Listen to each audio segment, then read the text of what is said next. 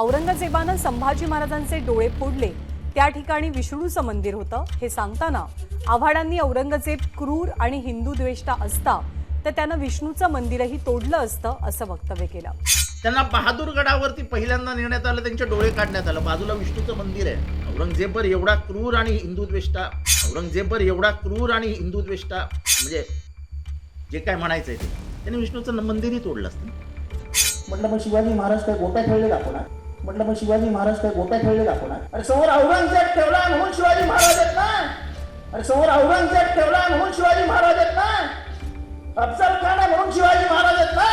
शाहिस्ते खान आहेत म्हणून शिवाजी महाराज आहेत ना? पण हे हालाल औरंगजेबाच्या सैन्यापेक्षा मनुवाद्यांनी जास्त केले आणि अखेरीस मनुवाद्यांनीच संभाजी महाराजांची हत्या केली। हा इतिहास आहे, पण हा इतिहास कधीच कोणी सांगतो। तुम्ही इतके निलाजरे आहात की तुम्हाला कार्पेटमध्ये गुंडाळलं ना तरी तुमचं नागडे पण दिसत राहील।